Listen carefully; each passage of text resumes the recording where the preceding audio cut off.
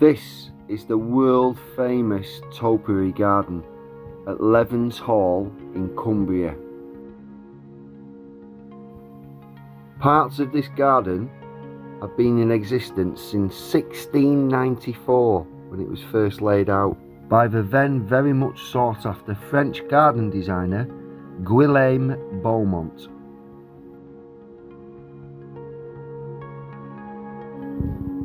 Would you believe there's a team of just 4 gardeners that look after this garden?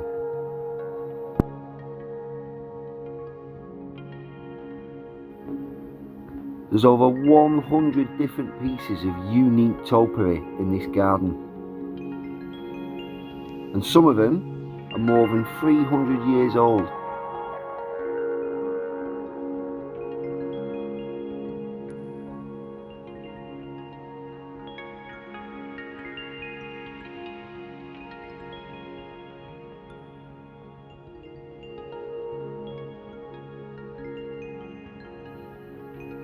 In all the beds between the pieces of topiary, there's over 15,000 homegrown plants which are planted out into these beds. These get planted out twice a year.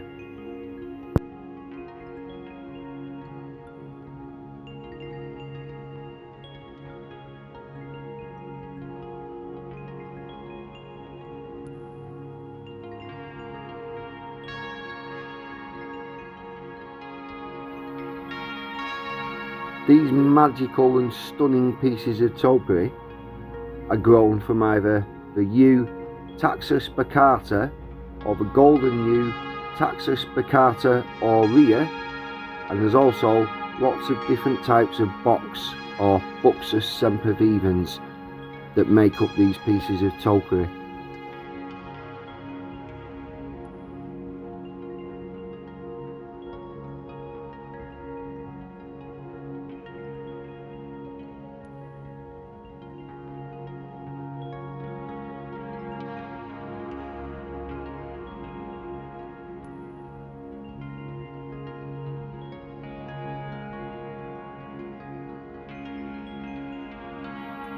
Lovely hosta and a couple of alliums there, all framed in by that Buxus box.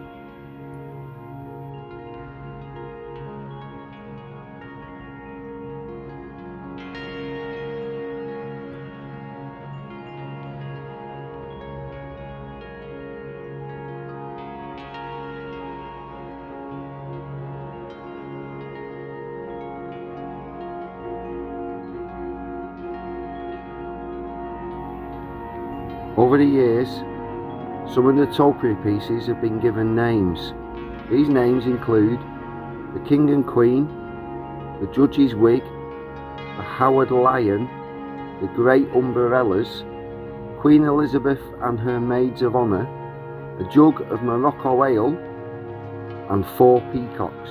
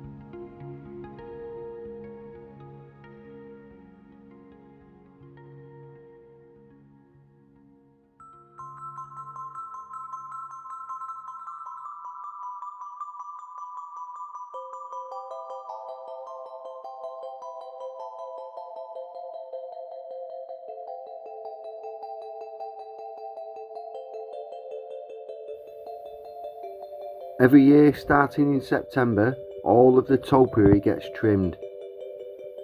It takes them several months to complete it, and they use scaffolding towers, a hydraulic lift, and battery powered long reach clippers. Rather them than me.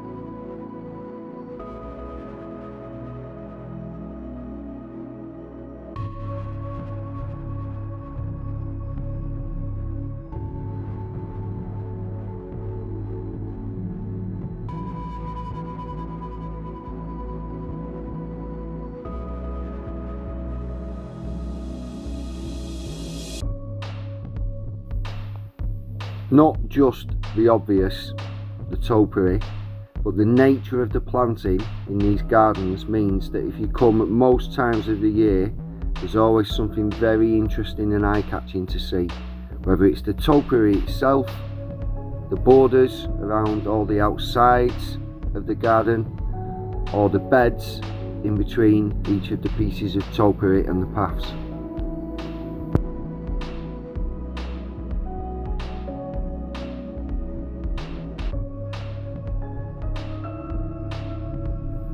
Altogether, the grounds of Levens Hall has 10 acres of garden, including herbaceous borders, a ha-ha, which is a type of sunken fence or wall used to keep deer and cattle in place, but at the same time providing the viewer uninterrupted views.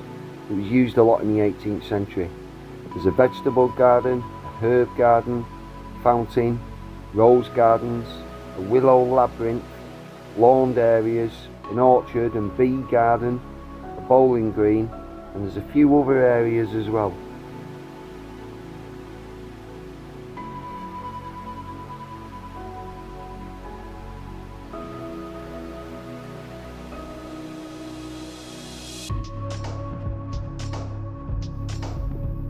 On the day that I filmed this, as I was walking around, the team of gardeners were ripping out some of the beds and planting new summer flowers in place. They were taking out a lot of the spring flowers.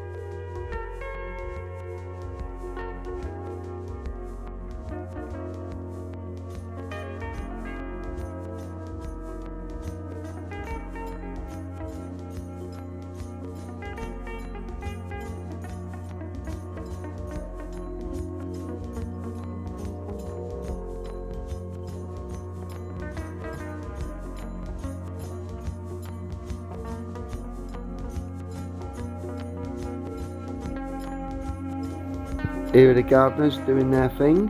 It did cross my mind to go up to them and say, "Hey, I'm a YouTuber, do you want to be on my YouTube channel?" But I thought, they're not going to have heard of me.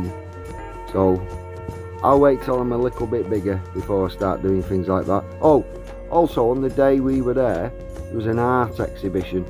All the paintings were inspired by these gardens.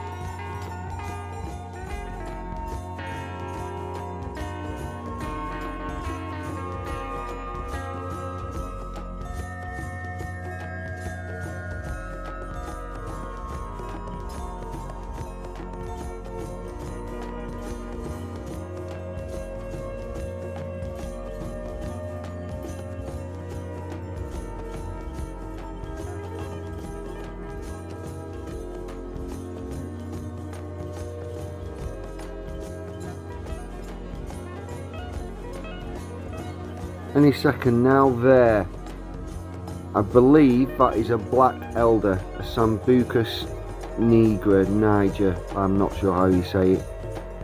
When it's in flower, it has these beautiful pink flowers against the dark purple of the leaves. I love that plant.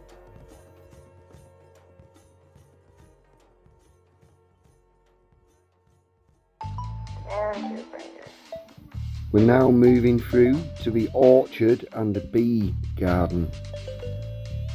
Apparently they get 4 tons of fruit every year from this orchard, which they use either in the stately home or the kitchen part of the cafe that visitors can access. There's apples, medlars, quinces, pears and damsons. Some of the trees have got mistletoe growing on them as well.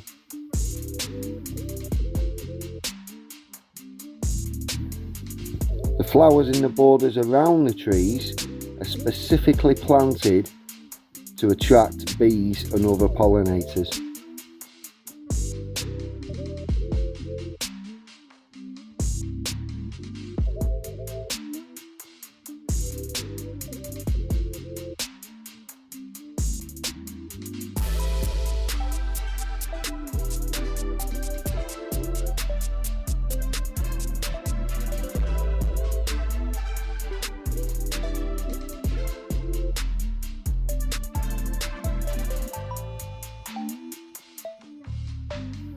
This little stretch just between the orchard and the bowling green, you can see there, is known as the pastel border, and it's mainly filled with small flowering clematis that go up these wooden obelisk pyramid things.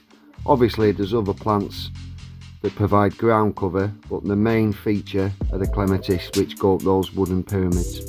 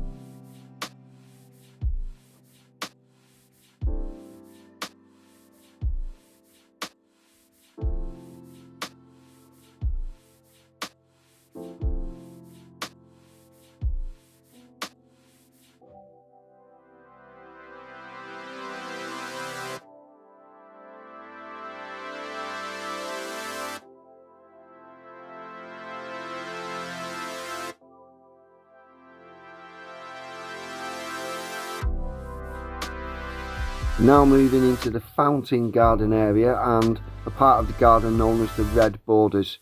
For obvious reasons, the majority of the plants in those borders are red. They are there, I promise. They're literally the other side of that hedge. I'm walking the long way round. That there in front of you is the beech hedge.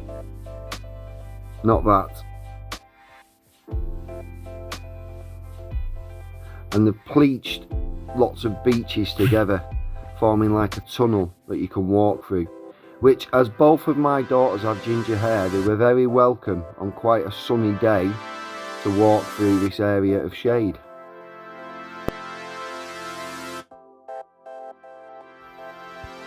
Seriously, when I win the lottery and buy a house with an enormous garden, I'm not too bothered about the size of the house. I want a massive garden. I am so gonna get one of these. That's just amazing. I mean, imagine if it was a warmer climate. You could do that with grapevines. You could walk through a tunnel of grapevines. What a beautiful fountain that is.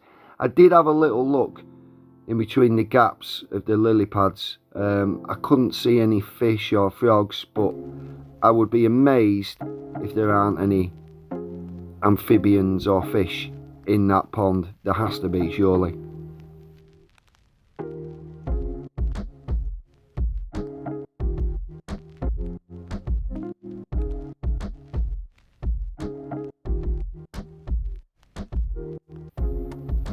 The part of the garden that we're walking towards now, which you can just get a glimpse of through the gap in this hedge here, is known as the wilderness. Apparently it looks nothing like how it used to look a few hundred years ago. It was more of a planted out walkway through trees and shrubs. Now it's just, they've let the grass go a bit long in some areas, and it forms the far border of the garden. You can see the wall there.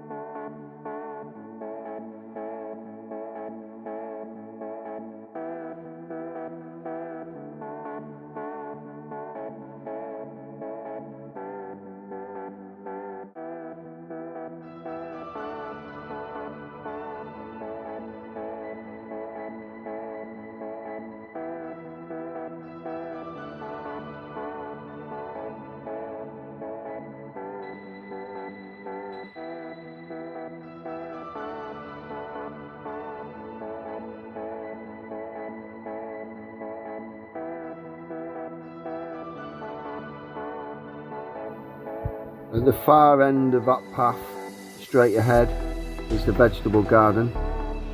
We will be having a look around there. I was green with envy at the size of the vegetable garden.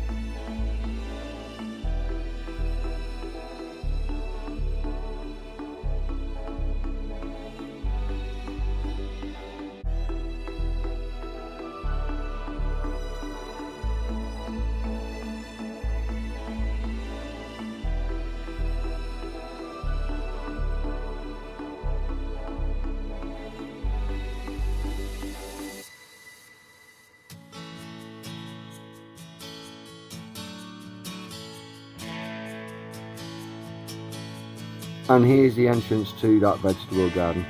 It's not just for display. Apparently the main house uses the vegetables. Also they cook and sell them as meals in the visitors cafe as well. They had all sorts of stuff. Fennel, I think I spotted spring onions, asparagus. They've got all the obelisks in place, all the climbing wigwams in place for the peas and the beans. They had all sorts of stuff. It was fantastic.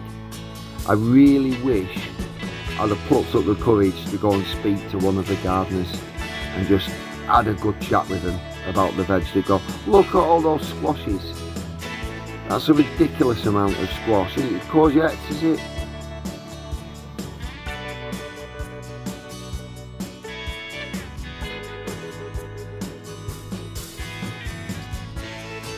Can you make out the twigs they've got amongst the peas there for the peas to be able to climb up?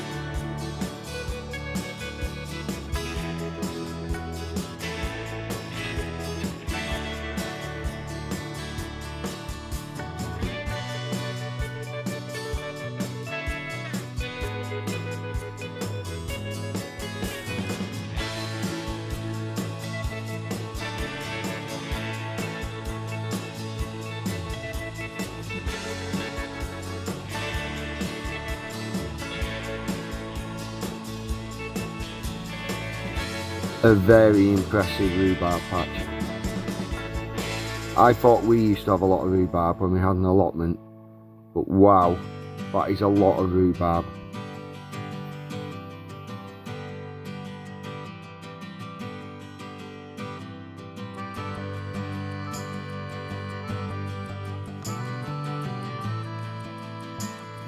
Just about to come up on the left, there is the nuttery.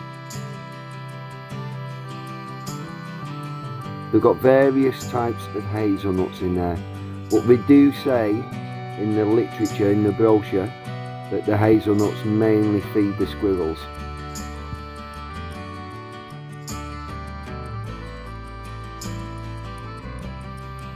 And I was as green with envy as the green ferns of these asparagus beds. They've got 2 beds either side of the path. Enormous long beds full of asparagus. Wow. Wow. Somebody somewhere is eating very well.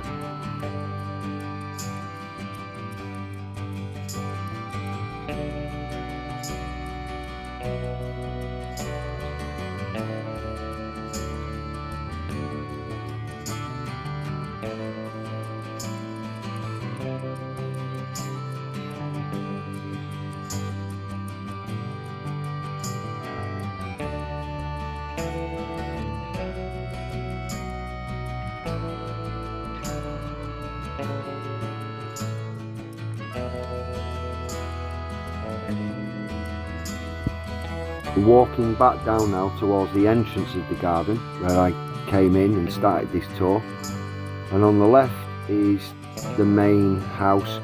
Parts of the house go back to the year 1200 and something. Most of the house has been built around a central tower that was built in the 1200s. You can see the beds that are right up against the house. They've got a lot of hostas and cardoons in there. Unfortunately, the time of year I was here, I wasn't able to see the cardoons in flower, but I've seen them in flower before, and they are an absolute bee magnet, and it's just glorious.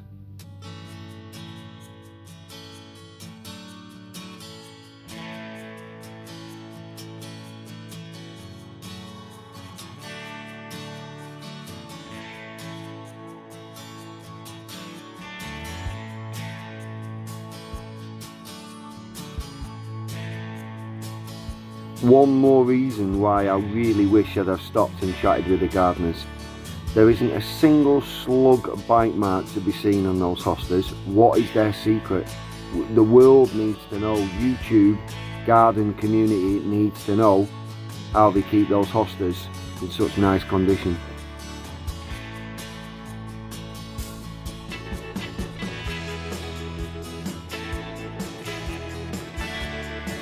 And that's just about it. I really hope that you've enjoyed this tour of the gardens of Levens Hall. If you liked it, check out my playlists for other gardening related videos.